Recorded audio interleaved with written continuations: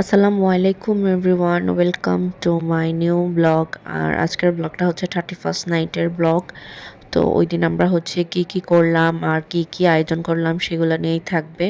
তো এখানে প্রথমে হচ্ছে আমি চিকেন তান্দুরি করব, যার কারণে হচ্ছে আমি চিকেনগুলো নিয়ে নিলাম। আর একটা বলে হচ্ছে আমি সব কিছু হচ্ছে একসাথে করে নিচ্ছি। এখানে হচ্ছে আমি টক দই দিয়ে নিলাম, আর টক দইটা আমি হচ্ছে এক্সট্রা পানিটা ঝেড়ে নিয়েছিলাম।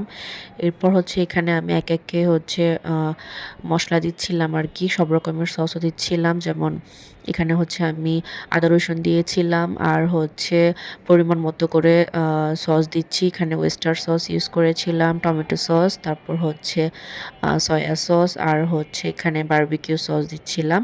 তো এগুলো সবগুলোই হচ্ছে আপনারা আন্দাজ করে দিতে হবে, যেহেতু হচ্ছে আমার মাংসের পরিমাণ একটু বেশি ছিল। আমি হচ্ছে সবগুলা প্রায় 2-3 চামচ করে দিয়েছি। তো এখানে হচ্ছে এরপর আমি একটা প্যাকেট পুরাটাই হচ্ছে এখানে যে তান্দুরি মশলাটা ছিল সেটা পুরাটাই দিয়ে দিলাম। মশলাটা দেওয়ার পর এখানে হচ্ছে আমি পরিমাণ মতো লবণ দিয়ে দিব, কারণ হচ্ছে সসগুলোর মধ্যে কিন্তু লবণ থাকে, যার কারণে হচ্ছে আন্দাজ করে একটু দিতে হবে। তো লাস্টে হচ্ছে আমি এখানে অ্যাড করব হচ্ছে সরিষার তেল। সরিষার তেলটা অ্যাড করার পর আমি হচ্ছে খুব ভালো করে হচ্ছে সবগুলো মশলাটা মিক্সড করব আর কি। তো এরপর এখানে আমি পরিমাণ মতো আমি হচ্ছে এখানে চিকেনের প্রথমে দিয়ে দিচ্ছি। আর আমরা যেহেতু হচ্ছে ফিশ ফ্রাইও করব, তো ফিশের জন্য আমি আলাদা করে রেখে দিয়েছি। বাট আমি হচ্ছে বেশি পরিমাণটা আমি অর্ধেকের বেশি আমি এখানে মাংসের মধ্যে দিয়েছি, যেহেতু মাংসের মশলা একটু বেশি লাগে। আর এগুলো আমি হচ্ছে বিকালবেলায় কিন্তু মিক্সড করে রেখে দিয়েছিলাম। তো এখন হচ্ছে আমি এগুলা ভাজতেছি।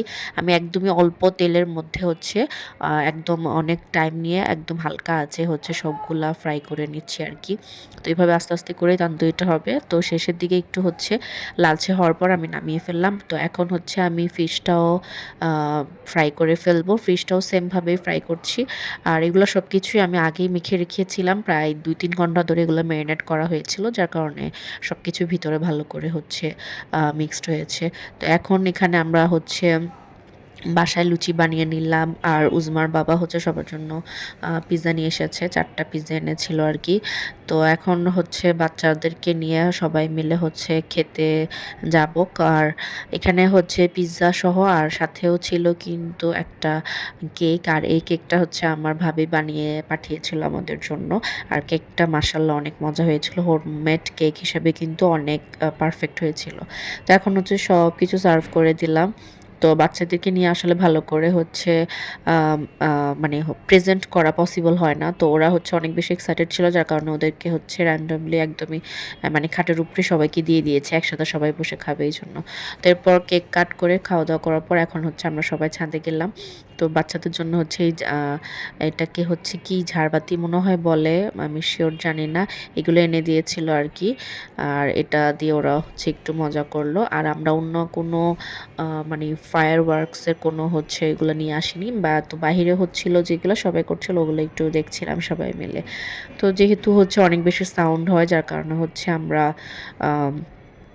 খুব বেশিক্ষণ থাকিনি। তো বাচ্চাদেরকে নিয়ে ওরা যতক্ষণ হচ্ছে এনজয় করেছে ততক্ষণই ছিলাম আর কি। তো আজকের ভিডিওটা এই পর্যন্তই। সবাই ভালো থাকবেন। আসসালামু আলাইকুম অ্যান্ড আল্লাহ হাফেজ।